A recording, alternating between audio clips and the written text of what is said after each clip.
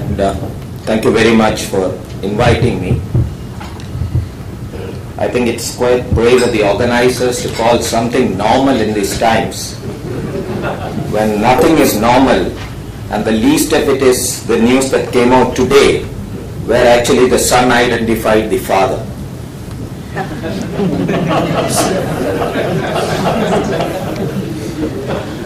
So let me try to make my remarks about managing currency risk and the new normal, which is the theme of this seminar.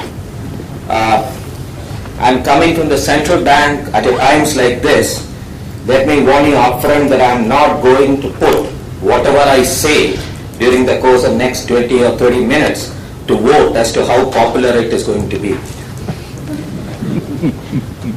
So I think it was Mr. Mohammed Rian and Bill Gross of the Pacific Investment Management Company, PIMCO, who coined the phrase new normal during the early 2009 that basically signifies a downward shift in potential growth of the advanced economies post-crisis and the consequent change in the global economic order with the emerging economies moving to the center stage.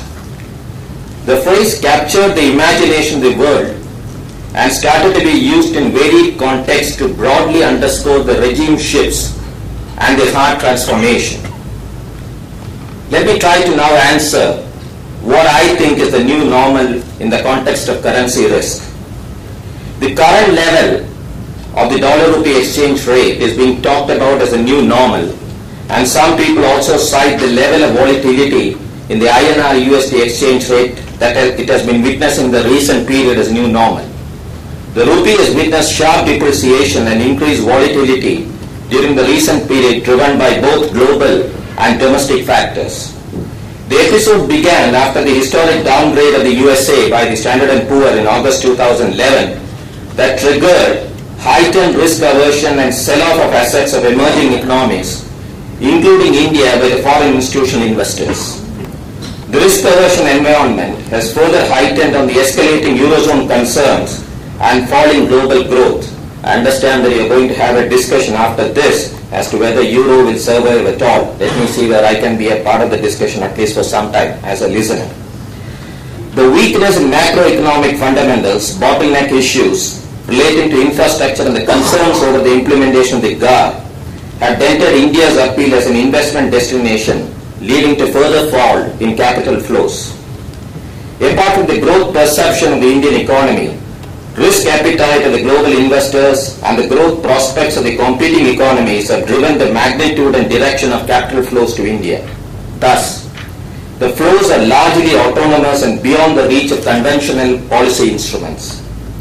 On the other hand, the trade balance deteriorated despite depreciation of the rupee, mainly due to the relative price elastic nature of some of India's imports, as well as a slowdown in exports reflecting falling global demands. The current account deficit significantly widened to touch a high of 4% of the GDP. The widening of GDP in the backdrop of large decline in capital flows exerted severe downward pressure on the rupee and consequent volatility. In this context, it has to be appreciated that the volatility regime has undergone a significant shift, and volatility in most of the asset classes as well as segments of financial markets have risen significantly since the onset of the global financial crisis in August 2007. The forex, equity, bond and commodity markets have been extremely volatile during the period as global economic outlook remained unusually uncertain, making it difficult for economic agents to make optimal and informed decisions. In the foreign exchange market, the rupee's movement has remained largely in sync with several of the emerging market currencies, and more so with some of the major currencies as well. The so-called new normal in the dynamics of the dollar-rupee exchange rate also reflects greater influence of the global financial markets on the domestic foreign exchange market, mainly due to India's growing trade and financial integration with the rest of the world. India's two-way trade as a proportion of GDP, which was 40.7% in 2008-9, the crisis year, up from 19.6% in 1988-89, and the ratio of total external transactions to GDP, an indicator of both trade and financial integration, was 112%, up from 44%. It was 40.7% in 2008-9, the crisis year, up from 19.6% in 1988-89, and the ratio of total external transactions to GDP, an indicator of both trade and financial integration, was 112%, up from 44%. There is another fundamental aspect that we cannot lose sight of. Indian rupee has to adjust its value vis-a-vis the other major currencies to reflect inflation and growth differentials. In a market ruled by multiplicity of pressures, it is too optimistic to expect this adjustment to always happen in a smooth and secular manner spread over the time horizon. The experience of the recent past should carry an important valuable lesson for all of us.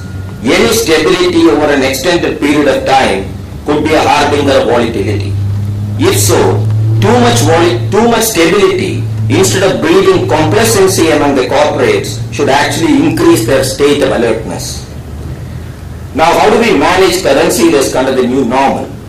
Excessive volatility in the exchange rate makes it difficult for economic agents to make optimal intertemporal decisions. The economic agents, therefore, need to properly understand and measure the nature of currency risk embedded in their business and use appropriate derivative instruments to hedge their currency risk. I know Jamal is here, he will say that some of this is not possible because of the Reserve Bank of India guidelines. We'll come to that. The derivative instruments help corporates to convert uncertain future cash flows into certain ones so that they can optimize business decisions based on predictable revenues and costs.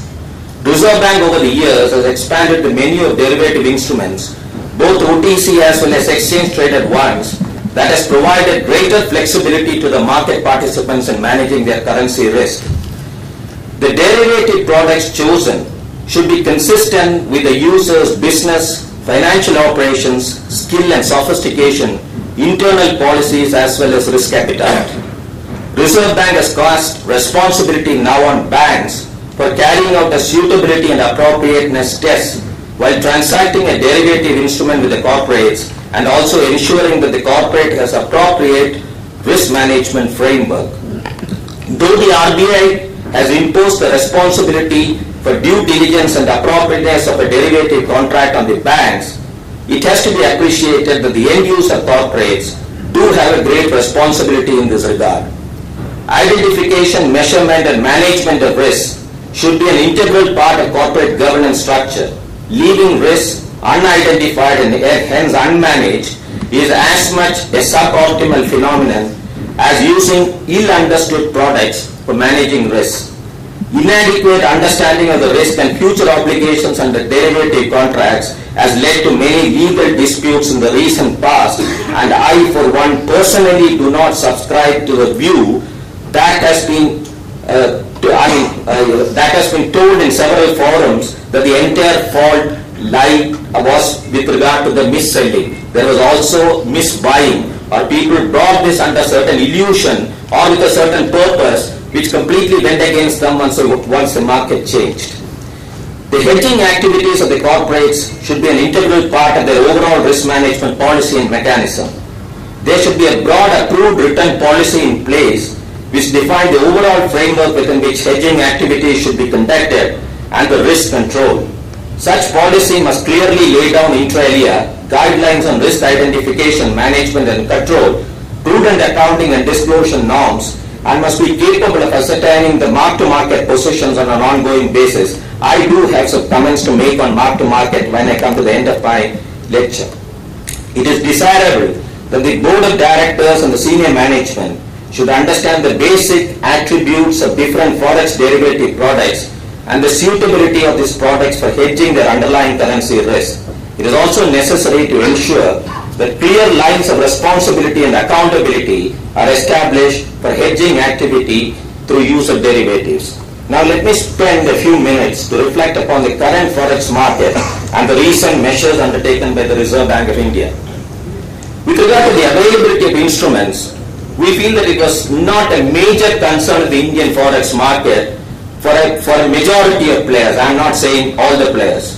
Instruments such as forwards, swaps and options have been available to the market participants since FERA days, with cross-currency options available from 1993.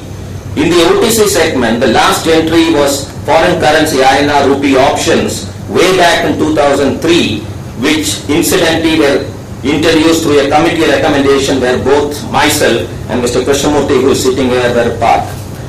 All the instruments have become well entrenched in the market, with different segments of corporates showing preference for different instruments. The recent entrant into the market, the currency futures in 2008, has not only generated a good bit of interest from participants, but also cured the pitch a bit on account of different regulatory environment it has been subjected to. First launched on NSE, it was subsequently available on two other exchanges, MCX and USE, and European style option and USD INR pairs was launched on NSE and USE in October 2010. While presence of an underlying exposure is an essential requirement in the OTC segment, no such requirement is in place for the exchange traded derivative segment. This has created two different markets for the same underlying currency pair, namely USD INR. On account of having a subset of participants common to both the markets, the volatility of one market gets imposed on the other. To deal with this, even if partially, the position limits of banks had to be revised on exposures to exchange traded products. Now I come to liquidity in the market. As far as liquidity in the forex market are concerned, the turnover in the market have increased manyfold during the last 10 years, and the bid-offer spread have narrowed considerably. This not only reflects a substantial increase in the global trade and financial interaction with the outside world, but also the increasing awareness of the corporates to foreign exchange risk and use of derivatives in managing such risk. The forward markets in India are also liquid at least up to 1 year. The only concern in the market being the liquidity of the long-term forward beyond a year or two. However, this concern can be negated to a certain extent by the ability to roll over these contracts. The liquidity took a slight beating or a big beating from December last year, when we imposed certain restrictions on the markets to curb the volatility that we witnessed. More on it later, but it is heartening to see that the turnover is slightly starting to pick up, and we would be proactively working with the market to see what more needs to be done to improve this liquidity.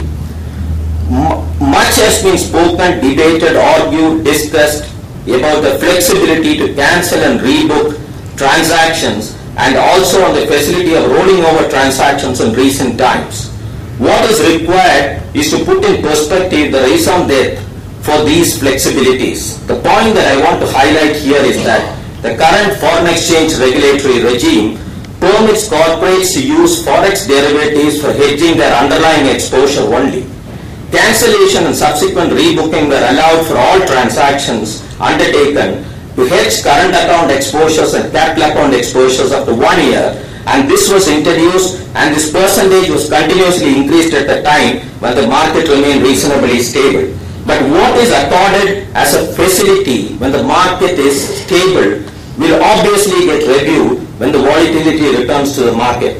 The flexibility was allowed to the corporate to dynamically manage, and the risk that the corporate was exposed to depending on medium and long-term view of the corporate on the currency movements. And basically this facility, let me reiterate, was not to speculate on the intraday volatility.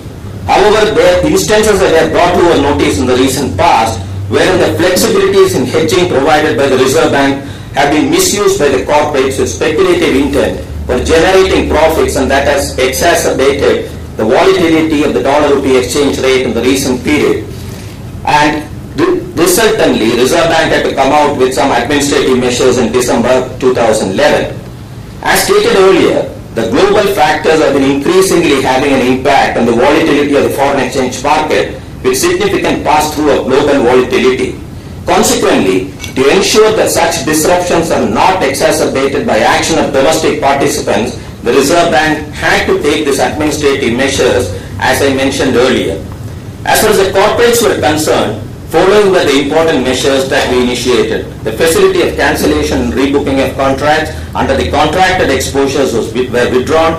The limit available to importers under the probable exposures past performance facility was reduced to 25% of the limit, and the past performance facility was made available to exporters and importers only on a delivery basis.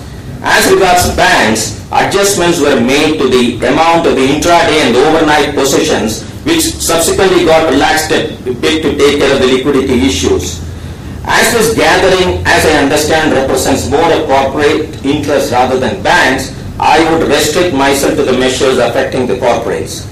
Restricting the cancellation and rebooking, it was observed from the various transactions undertaken by the corporates with the banks that the turnover of the transactions increased during volatile periods, and most of the increase was on account of corporates undertaking a hedge and reversing the same intraday. While undertaking a hedge in a volatile market stands to reason, reversing it on the same day does not in any way reflect the medium or the long-term view of the corporate. It will be well appreciated by this discerning audience that any position undertaken to take advantage of a one-way movement intensifies the move, adding to the demand and supply pressures in the market. While it is well appreciated, when the move reflects the hedging intention of the corporate, it does not augur well for the market volatility. The same is undertaken to speculate on the market movements. It is a well-known fact, given the rupee's strength in recent history, I'm not talking about the very recent past, the Indian importers generally stayed unhedged and had a very small hedge ratio. Even corporates who have both import and export exposures prefer to have the import exposures unhedged while almost fully utilizing their export exposures. The same approach is followed in the case of probable exposures also. In the current depreciation trend of rupee, these excess unutilized limits are a cause of concern when used for speculation. The past performance facility was made available to corporates in addition to the facility based on actual exposures, so as to allow them to plan ahead for managing their foreign currency exposures. Both facilities together amounted to almost double the exposures of the corporates without any delivery mandated on either, or could be, and were used for the purposes other than true hedging. Now I try to answer the question, does it really constrain the corporates in the view of Reserve Bank of India in managing the foreign exchange risk, or were the leeway given earlier enhancing the volatility and were they misutilized?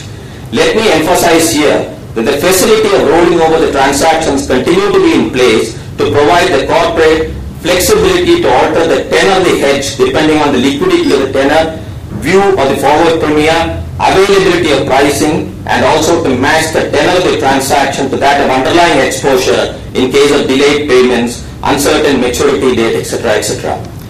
Hence, we feel that although the restrictions imposed take away certain leeway provided in managing the foreign exchange risk dynamically, it no way restricts the ability of the corporate to basically hedge an underlying exposure. It's a different story, I straight away accept, for those corporates who missed the bus earlier or who took a decision to stay away from the hedging. But that's that we are talking about an act of omission rather than a restriction placed by the Reserve Bank of India. In a manner of speaking, it only takes away the additional volatility that the P&L of the corporate was subject to on account of forex trading. And talking about the P&L again, I will come back to this issue shortly. Reserve Bank's philosophy has always been advocated for better management of forex risk by the corporates, from making available different kinds of instruments to providing enabling conditions, regulations to effectively use such instruments in managing foreign exchange risk. Reserve Bank has always striven to provide corporates with various choices. Further, Reserve Bank has been following a consultative approach while formulating new guidelines or amending old ones. The comments, suggestions of the various stakeholders are received, analyzed, incorporated, accepted, or sometimes rejected. Reserve Bank believes that the corporate should be concentrating more on their core business to generate returns rather than looking to generate alpha from diversifying into trading in foreign exchange markets. As my fellow senior colleague Mr. V.K. Sharma, Executive Director, aptly observed, and I pick up a quote from one of his earlier speeches, risk management is not about eliminating or which is the same thing as completely hedging risk, but about first determining, like one's pain threshold, risk tolerance threshold, and then aligning an entity's existing risk, be it currency, interest rate, or commodity price risk, with the risk tolerance threshold. Having said that, it would also be in order to have a sense of how risk itself is defined and measured. Risk is uncertainty of future outcomes such as cash flows. In financial theory and practice, is typically measured by annualized standard deviation of a time series of percentage changes in asset prices. While quoting financial risk in pursuit of financial returns is the staple and dharma of banking and finance industry, it is not so for the industrial and manufacturing businesses. The staple and dharma of the business and industry is quoting their normal core business risk in pursuit of delivering a market competitive return on equity to the shareholders. There cannot be a better advice for corporates trying to come to grips with the new normal in the changed financial realities. However, as I had observed earlier, recent experience has shown that instead of using the enabling regulations, the leeway given to effectively manage the risk itself became a problem in the market. And this has only led to worsening of the volatility. In other words, the choice of taking advantage of volatility to boost revenues has itself been self-defeating. It is therefore not only in the interest of market stability, but also corporate balance sheet that the derivative products are used more responsibly for risk containment, more so on account of increased volatility in the markets, so that they serve the purpose for which they were designed. Related to hedging from the accounting aspect is the issue of marking to market, the issue about which I said I will talk. Now, the problem is the issue of marking to market all the outstanding derivative contracts, that is recording the value of outstanding financial contracts at its fair value, is what is marking to market all about. In recent times, given the volatility of the rupee, much press coverage has been directed towards mark-to-market losses of the corporates. The MTM is dynamic in nature and changes in line with the market movements and represents the replacement cost of derivative contracts. These accounting losses, we believe, should therefore be looked at in totality along with the economic rationale of the hedges undertaken, wherein the corporate had decided to lock into a definite price to forego an inherent forex risk. So it is really for the hedging process. The present thinking within Reserve Bank of India is probably we need to relook at the mark-to-market guidelines which are in place, and we are in talks with the ICAI on this particular subject. Now let me now conclude. I have attempted to explain what is new normal in the currency market, how risk management needs to be reviewed and adjusted in the new scenario, and responsibility of the boards in putting in place appropriate policies to manage risk.